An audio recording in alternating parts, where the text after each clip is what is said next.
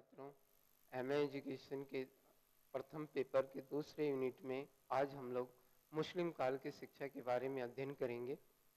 मुस्लिम काल में जितने भी शासक रहे, सभी शासकों ने अपने अनुसार से शिक्षा की पद्धति, अपने संस्कृति के हिसाब से शिक्षा के उद्देश्यों को ध्यान में रखते हुए शिक्षा की व्यवस्था का निर्माण किया था। इनके शिक्षा के उद्देश्य ये थे कि अपने धर्म एवं संस्कृति का प्रचार करना, अपने उद्देश्यों के लिए शिक्षा को निर्धारित करना, व्यक्ति का विकास करना, समाज का कल्याण करना। व्यक्तिगत रूप से वो मुस्लिम काल में मुस्लिम संस्कृति को बढ़ावा देते हुए उन्होंने इसका उद्देश्य रखा था। आगे इस काल में शिक्षा की जो व्यवस्था थी वो निम्न तरह से थी। शिक्षा की संस्थाएं, पहला है शिक्षा की संस्थाएं विभिन्न तरह की थी। उसमें से महत्वपूर्ण दो हैं, मक्तबा और मदरसा। मक्तबा एक प्राथमिक एजुकेशन के लिए चलाया जाता था और मदरसा, मक्तबा और मदरसा दोनों ये उच्च और हायर एजुकेशन के लिए देखरेख में की जाती थी, जहां दोनों तरह की शिक्षाएं की व्यवस्था थी और यहीं से यहाँ की शिक्षा शुरू होती थी। ये संस्थाएं थी। इसके अलावा भी संस्था थी, मस्जिदों में कराई जाती थी। फिर आपके जहाँ भी इनके धर्म से संबंधित संस्था थी, वहाँ भी मुस्लिम एजुकेशन को चलाए जाते थे। इसके अलावा इस शिक्षा को प्रारंभ करने के लिए बिस्मिल्लाह रस्म की प्रारंभ किया गया था। बिस्मिल्लाह रस्म में ये था कि बच्चा जब 4 वर्ष 4 महीने और 4 दिन का होता था तो उन्हें एक बिस्मिल्लाह रस्म के तहत, जिस तरह से प्राचीन काल में अलग तरह के संस्कार थे, उसी तरह से मुसलमान काल में बिस्मिल्लाह रस्म शुरू की गई थी और इसके बाद वो बच्चा शिक्षा के लिए अध्ययन करने के लिए शुरू करता था। इसमें इनके जो मुख्य ये थे, इस मुस्लिम काल में जो भी घर के सदस्य लोगों के सामने कुछ आयतें बोलने के लिए बच्चे से कही जाती थी। अगर वो नहीं बोल पाता था तब भी उसे बिस्मिल्लाह कहकर उन्हें बिस्मिल्लाह रस्म अदा करके उन्हें शिक्षण संस्थान के लिए भेजा जाता था। ये काजी की देखरेख में सारी होती थी बिस्मिल्लाह रस्म। तीसरा है पाठ्यक्रम। मुस्लिम काल में जो पाठ्यक्रम थे वो चाहे वो मक्तबा के लिए हो या मदरसा के लिए, दोनों के लिए अलग से निर्धारित थे। दोनों के लिए पठन पाठन के लिए अलग से व्यवस्था थी। लेखन आलेख और ये सारी चीजें लिखने के लिए पूर्व से निर्धारित थी। इसके अलावा भी जो प्राच्य विद्याएं थी, जैसे ज्योतिष एवं राजनीति शास्त्र और जितने भी ललित कलाएं, उन सबका अध्ययन होता था। लेकिन इनका अलग से जो अध्ययन अपने संस्कृति कल्चर के हिसाब से विशेष तौर से माध्यम में भी जो शिक्षा का माध्यम था पाठ्यक्रम में शामिल किया गया था कि वो प्राइमरी में तो प्राथमिक लेवल पर वो उर्दू में चलता था, लेकिन आगे जो है माध्यमिक और उच्च माध्यमिक के लिए उन्होंने अपने हिसाब से अरबी एवं फारसी रखे थे। अगला है शिक्षण विधियां। शिक्षण की सारी विधियां मौखिक ही हुआ करती थी, क्योंकि अभी लेखन की उतनी प्रचलन में नहीं था। मौखिक में भी वाद विवाद, एक दूसरे के प्रश्नोत्तर विधि, व्याख्यान विधि के माध्यम से सारी चीजें होती थी। शिक्षण विधियों का क्रियात्मक विधियों का भी चलन हो चुका था और काफी अच्छा प्रयोगात्मक करके सीखने का विधि के रूप में अप्लाई किया जाता था।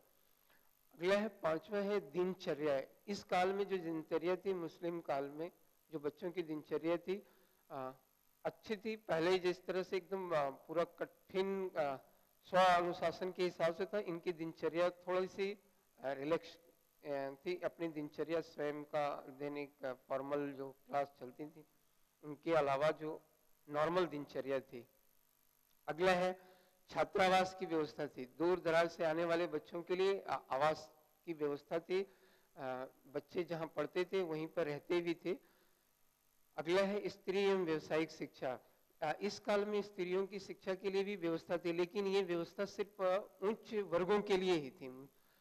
व्यावसायिक शिक्षा में वोकेशनल एजुकेशन के तहत जितने भी तरह के थे, शिल्पकला, ललित कलाएं, जितने भी थे वो करके सीखने पर आधारित थे, और ये काफी फला और बढ़ा भी, खास करके वास्तुकला को लेकर के काफी विकसित हुआ। अगला अनुशासन एवं दंड। इस काल में, मुस्लिम काल में जो अनुशासन को बनाए रखने के लिए काफी मतलब दंडनीय दंड का भी प्रावधान रखा गया था। जो बच्चे स्वानुशासन में नहीं रहते थे उन्हें दंड दिया जाता था, उन्हें पीटना, मारना, घुसम, मुक्कालात और मुर्गा बनाना, उठा बैठी करना, इस तरह की जितने भी दंडनीय थे, जिस तरह की जितनी गलती थी उस गलती के हिसाब से उन्हें दंड की भी व्यवस्था थी। गुरु और शिष्य के संबंध। इस काल में गुरु और शिष्य के संबंध भी लगभग फॉर्मल हो गए थे। पहले वैदिक एवं बौद्ध काल की तरह इस काल में गुरु और शिष्य के संबंध उतने सुदृढ़ नहीं थे, फिर भी फॉर्मल ठीक थे, सामान्य रूप से थे।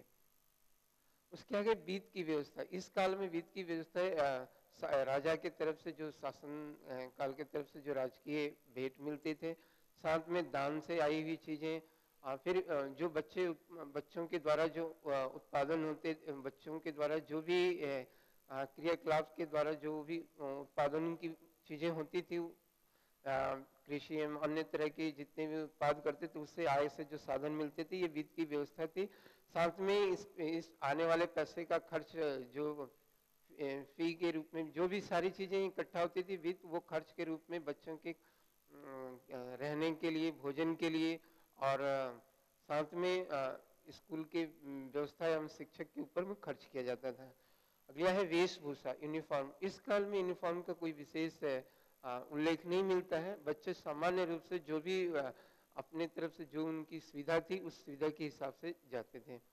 आगे परीक्षा की प्रणाली। परीक्षा की प्रणाली इस काल में मौखिक ही हुआ करती थी, लेकिन वही ऐसे पहले प्राचीन काल में जैसे टीचर अपने हिसाब से संतुष्ट होकर के जब ये मान लेता था कि हाँ बच्चे का 100 अध्याय पूरा हो गया है, उससे पूछ कर समझ कर संतुष्ट होने के बाद उसे नेक्स्ट क्लास के लिए अनुमति दे दी जाती थी। परीक्षा की प्रणाली लगभग प्राचीन काल की तरह ही थी, क्योंकि अभी लेखन प्रणाली का इस तरह का विकास नहीं हुआ था इस काल में। आगे है मुस्लिम काल शिक्षा की जो वर्तमान शिक्षा प्रणाली में क्या उपयोगिता है उसके बारे में है। इसको देखते हुए निम्न उपयोगिता है। पहला है व्यवहारिक शिक्षा। जो प्रैक्टिकल एजुकेशन की जो बात कही गई, इस काल में हर चीज का सैद्धांतिक का प्रयोगात्मक अध्ययन के रूप में पहली बार उपयोग में लाया गया, जो कि आने वाले आज के वर्तमान समय में काफी उपयोगी है। अध्यापकों एवं छात्रों के बीच जो व्यक्तिगत संबंध थे, छात्र और अध्यापक दोनों ही स्कूल में साथ में रहते थे, साथ में ही छात्रावास था, इसलिए दोनों के बीच जो व्यक्तिगत संबंध होते थे उससे शिक्षा के रूप में बहुत ही अच्छा विकास होने का मौका मिला। तीसरा है धार्मिक एवं लौकिक शिक्षा का समन्वय।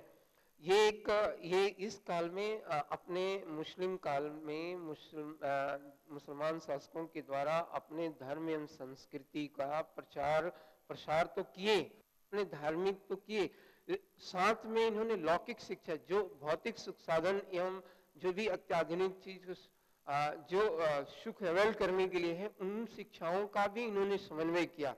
एक अच्छा शिक्षा का समन्वय यहाँ पर देखने को मिलता है कि धार्मिक शिक्षा भी उतनी ही बड़ी भौतिक शिक्षा के साथ साथ संपन्नता को दिखते हुए, जो कि वर्तमान शिक्षा प्रणाली के लिए एक उपयोगिता सिद्ध हो सकती है। अगला है शिक्षक की स्थिति में बढ़ोतरी। शिक्षक जो पहले एकदम बिल्कुल सिंपल साधारण, उनका जीवन यापन एकदम सरल और ये था, अब इस काल में शिक्षक की स्थिति में थोड़ी सी उन्नति हुई, शिक्षक अपने लिविंग ऑफ स्टैंडर्ड बढ़ा। ये इस काल को देखते हुए शिक्षक की स्थिति में बढ़ोतरी से ये वर्तमान शिक्षा प्रणाली के लिए भी उपयोगिता है कि जहाँ शिक्षक को स्थिति एक अच्छी स्थिति में पहले की अपेक्षा आए। अगला है कक्षा न्यायिकी प्रणाली। श्रेणी कक्ष में जो इसमें ये था कि इस काल में शिक्षकों की जो कमी थी उसमें ये था कि उच्चतर वर्ग के जो बच्चे थे, अच्छे ज्ञानी बच्चे को निम्न क्लास के बच्चों को एक मॉनिटर के रूप में बना करके उसे उस क्लास को टीचिंग की व्यवस्था की जाती थी ताकि अपने आने वाले जो उस क्लास के बच्चे हैं उनको वो टीच करें, और उनमें भी एक तरह से प्रशिक्षण की भावना भी उत्पन्न होती थी।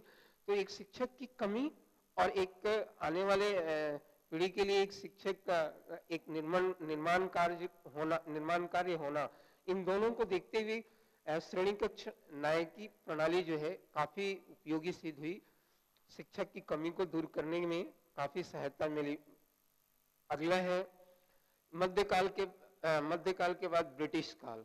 ब्रिटिश काल में इस काल में हम देखते हैं कि जहां मुसलमानी शासकों के बाद जब अंग्रेज आने के बाद उन्होंने भी यही रणनीति अपनाई, और उन्होंने भी ये पहले से ये ध्यान में रखा कि अगर हमें यहाँ शासन करना है तो हमें शिक्षा प्रणाली को अपनाना पड़ेगा, शिक्षा व्यवस्था को देखनी पड़ेगी, ताकि हम जैसे समाज का निर्माण करना चाहते हैं उस तरह से हम निर्माण कर सके आने वाली पीढ़ियों में।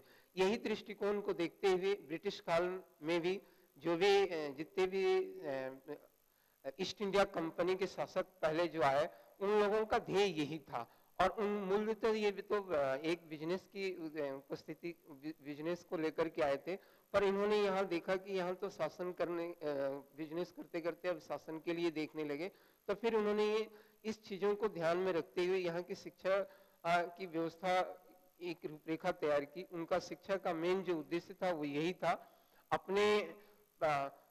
अपने यहाँ की शिक्षा यानी पश्चात शिक्षा का एवं संस्कृति का ज्ञान एवं प्रसार करना, व्यक्ति का विकास करना, सामाजिक विकास करना, नैतिक उत्थान करना, और आर्थिक दृष्टि से उन्नति करना, इस देश की आर्थिक स्थिति से उन्नति करने की दृष्टि से ज्ञान का प्रसार करना, ये तो शिक्षा के उनके उद्देश्य रहे। और इसी शिक्षा के उद्देश्य में जो सबसे मेन जो छिपी हुई उद्देश्य रहा कि वो एक ऐसा शिक्षा के उद्देश्य के अंतर्गत ये ऐसा कल्चर डेवलप करना चाह रहे थे कि जो उनकी आवश्यकताएं पूरी हो सके।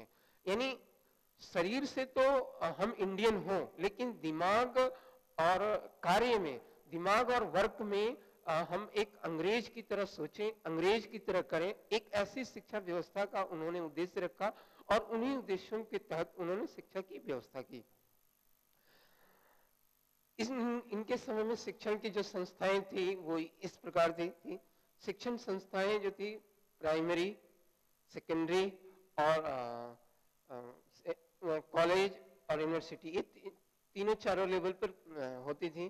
प्राइमरी में इन्होंने स्कूल की व्यवस्था की थी, एक सारी व्यवस्थाएं शिक्षण की व्यवस्था करने किए थे, और उसमें प्राथमिक स्तर पर जो क्लास थी वो प्रादेशिक भाषाओं और उन्हीं के हिसाब से पाठ्यक्रम थे, लेकिन उसके बाद जो उच्चतर थी वो इनके हिसाब से अंग्रेजी माध्यम से सारी चीजें थी।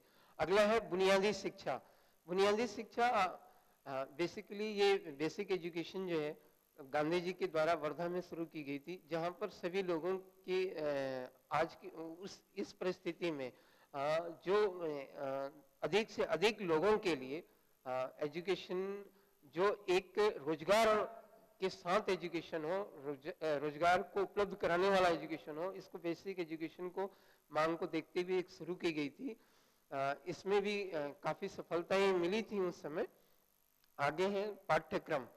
उस समय का जो पाठ्यक्रम था, जो प्राइमरी हो, सेकेंडरी हो और आगे कॉलेज और यूनिवर्सिटी लेवल की हो, इसी समय से शुरुआत की गई, और सभी के पाठ्यक्रम जो पहले से चले आ रहे थे वो तो नगण्य हुए, लेकिन उनके द्वारा अंग्रेजों के द्वारा ईस्ट इंडिया कंपनी के जो आला अधिकारी थे, उनके द्वारा जो पाश्चात्य वेस्टर्न नॉलेज है, उनके साइंस एवं टेक्नोलॉजी का जो है वो शिक्षा में समाहित की गई, ताकि हम वहां के हिसाब से सोचने, समझने और इस चीजों को निर्माण कर सकें।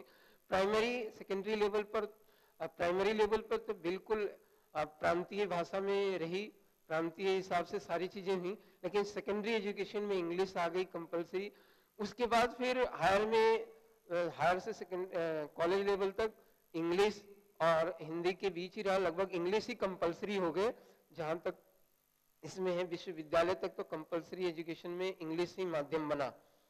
अगेन शिक्षण की विद्या, इस काल में शिक्षण जो है मौखिक और रिटन भी खास करके थोड़ी सैद्धांतिक रूप से व्याख्यान विधि के माध्यम से भी होता था, लेकिन प्रयोगात्मक का अध्ययन और प्रचलन दोनों ही अच्छे हो गए थे। और ये दोनों माध्यमों से यहाँ भी पाठ्यक्रमों के लिए शिक्षण की विधियों का निर्माण किया गया था। विभिन्न तरह के विधियों के तहत पढ़ाई कराए जाते थे, प्रश्नोत्तरी, व्याख्या और सारी चीजें एक विधिवत रूप से कराई जाती थी। विधियों के माध्यम से जिस तरह के पाठ होते थे उसकी विधि जो इजी हो उसके आधार पर विधियों का सिलेक्शन करके पढ़ाने की विधियां थी।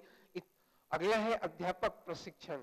इस काल में सबसे महत्वपूर्ण था कि जो शिक्षण को एक कला के रूप में माना गया, इसीलिए अध्यापक प्रशिक्षित होने के लिए एक बात कही गई और हर टीचर को एक ट्रेंड रूप से प्रशिक्षित करने के लिए एक व्यवस्था की गई कि हाँ, एक ट्रेनिंग सेंटर बनाया गया, फिर वहां ट्रेन करने के लिए उन्हें टीचरों की व्यवस्था की गई। यह अध्यापक प्रशिक्षण का एक नया योगदान रहा शिक्षा के क्षेत्र में।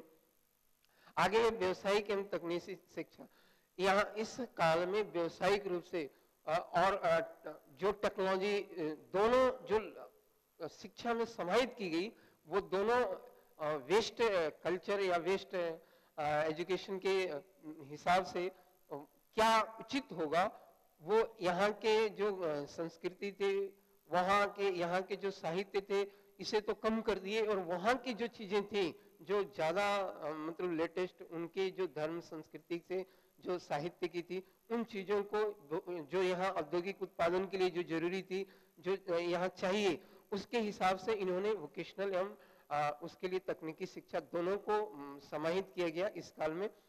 अगला है अनुशासन एवं दंड। इस काल में भी अनुशासन एवं दंड के लिए प्रावधान था, पर दंडनीय उतना कठिन नहीं था जैसे मुस्लिम काल में था। अनुशासन नॉर्मल ही था, अनुशासन और दंड दोनों ही नॉर्मल दृष्टिकोण में रहे थे।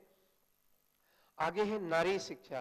वुमेन एजुकेशन को कुछ जैसे पहले के तुलनात्मक वुमेन एजुकेशन को बढ़ावा मिला, क्योंकि वेस्टर्न में वुमेन एजुकेशन का बढ़ावा होने की वजह से यहाँ भी इन्हें कुछ बढ़ावा होने का नारी को एक शिक्षा के लिए मौका मिला। लेकिन ये शिक्षा अभी भी उच्चतर वर्ग से अब कुछ लोगों तक सीमित ही थी, जैसे पुरुष की तुलनात्मक कम ही था। आगे है गुरु और शिष्य के संबंध। इस काल में बिल्कुल फॉर्मल गुरु और शिष्य के संबंध एकदम सामान्य थे। पहले की तरह व्यक्तिगत संबंध उतना नहीं था, पर सामान्य रूप से चल रहे थे। औपचारिकता रह गई थी कि गुरु और शिष्य हैं, आपस में इनका संबंध उसी हिसाब से फॉर्मल वे में होता था। आगे है वित्त की व्यवस्था। वित्त की व्यवस्था जो ब्रिटिश सरकार की तरफ से और खास करके जो इस काल में ईस्ट इंडिया कंपनी के द्वारा जो भी आला अधिकारी थे उनके द्वारा जो मनोमित था, फिर फी के रूप में और जितने भी तरह से जो भी चीजें उनकी आती थी दान में, वो सारी चीजें वित्त की व्यवस्था होती थी। और ये सारा खर्च शिक्षा के लिए खास करके जो रहने का बच्चे के ऊपर जो आवश्यक सामग्री का, शिक्षा के ऊपर जो खर्च है, किताब का, सारी चीजों पर की जाती थी। इस तरह से वित्त की व्यवस्था थी। अगला है परीक्षा की प्रणाली। इस काल में जो सबसे महत्वपूर्ण था इवोल्यूशन का महत्वपूर्ण था एग्जामिनेशन सिस्टम। इस समय औपचारिक रूप से जहां पहले एक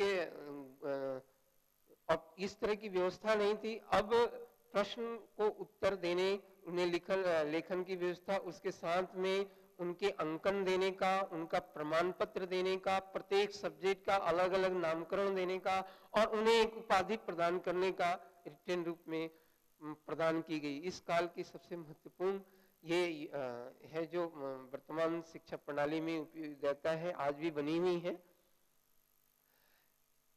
आधुनिक, इसके अलावा हम देखते हैं, ये तो 1947 से पहले की थी। इसके बाद में 1947 के बाद जो आधुनिक काल था, आधुनिक काल की शिक्षा और व्यवस्था को जानने के लिए हमें इस काल में विभिन्न तरह के आयोग और शिक्षा नीतियां जो हम लोगों ने अपनाई, इन दोनों चीजों को ध्यान से अलग से हम पढ़ेंगे। तो इन दोनों को ध्यान में रखते हुए हम इसे अलग से पढ़ेंगे। अगला है भारतीय संविधान में शिक्षा की व्यवस्था। भारतीय संविधान में शिक्षा की जो व्यवस्था की गई, स्वतंत्रता के बाद में ये महसूस किया गया कि जो हमारी शिक्षा की प्रणाली है वो शिक्षा की प्रणाली एक स्वतंत्र देश के लिए नहीं है। तो जो उस समय के शिक्षा शास्त्री एवं शिक्षाविद हुए, उन लोगों ने एक अपने देश के लिए एक शिक्षा की बातें सोची और उन्होंने स्वतंत्र देश के लिए स्वतंत्र शिक्षा की बात को सोचते हुए कुछ संवैधानिक प्रावधान में लाने के लिए कुछ काम किए गए शिक्षा के क्षेत्र में। वो इस प्रकार से हैं। पहला है शिक्षा का अधिकार, अनुच्छेद 21 एवं अनुच्छेद 19 में। इन दोनों अनुच्छेदों में शिक्षा के अधिकार के बारे में आम जनता के लिए सोची गई। 21 में जो प्रावधान किए गए वो लगभग 41 और 45 से अनुच्छेद 45 से संबंधित है, जो कि सभी लोगों को शिक्षा देने से संबंधित प्रावधान से संबंधित है। 19 में भी है कि ये स्वतंत्रता का अधिकार के साथ साथ उसे व्यक्ति को शिक्षा का अधिकार भी मिले।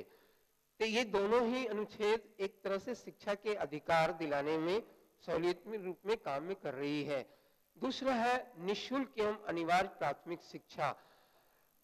फ्री एजुकेशन की बात जो है अनुच्छेद 45 में की गई है कि 14 साल के बच्चों तक के लिए फ्री एजुकेशन 10 साल के अंदर पूरी कर लिए जाए। यानी स्वतंत्रता के 10 साल बाद तक राज्य को ये निर्धारित किया गया कि 10 साल के अंदर राज्य अपने यहाँ फ्री एजुकेशन चलाकर लोगों को निःशुल्क और अनिवार्य प्राथमिक शिक्षा प्रावधान कराए।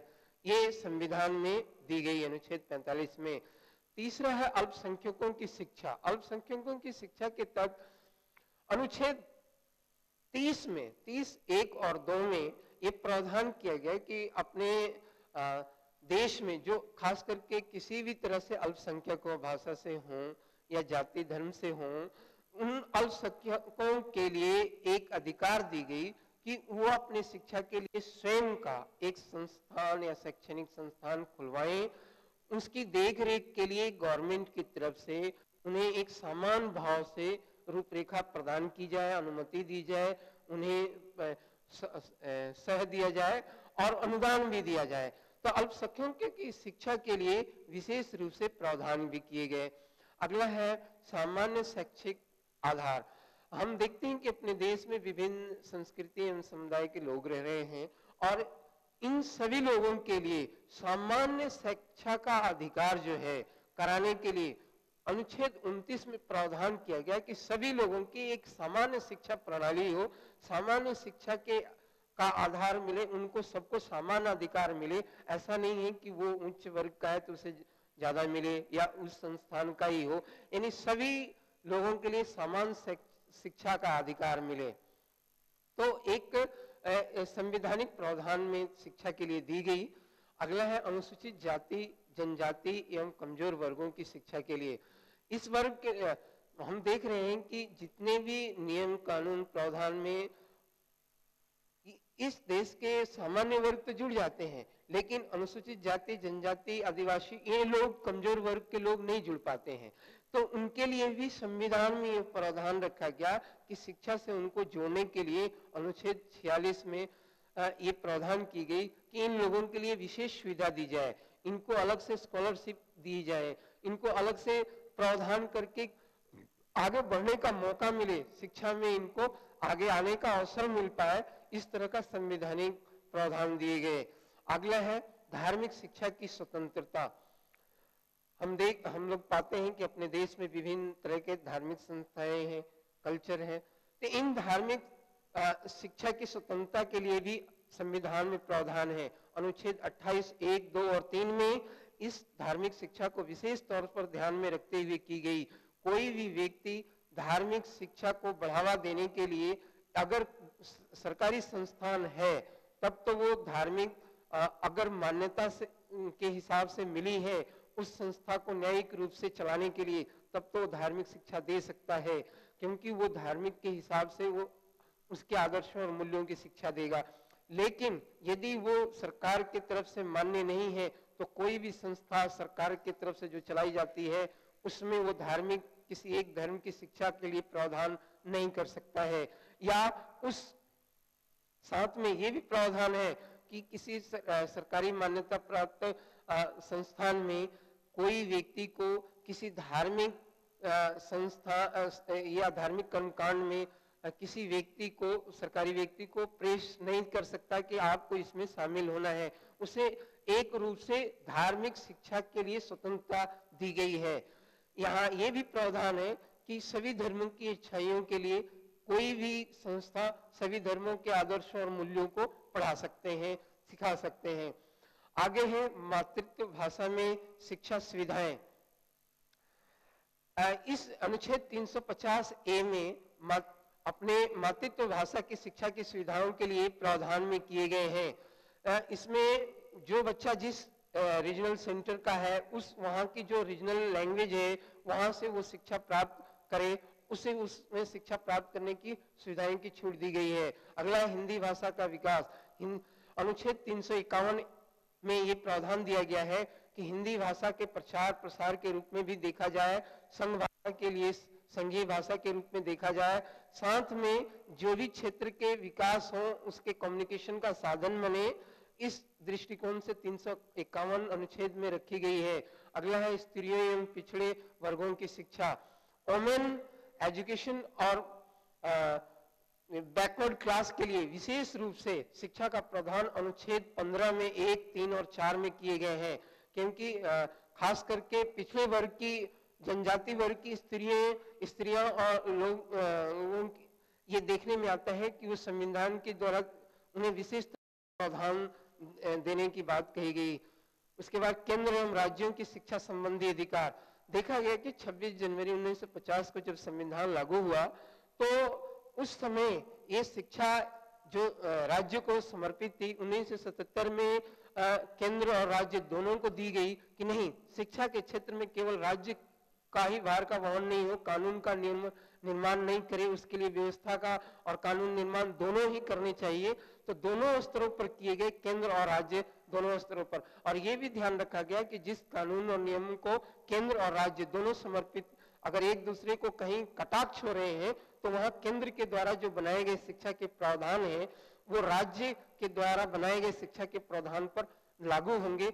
इन दोनों को देखते हुए यानी केंद्र को ज्यादा शिक्षा के लिए संबंधी अधिकार दिए गए।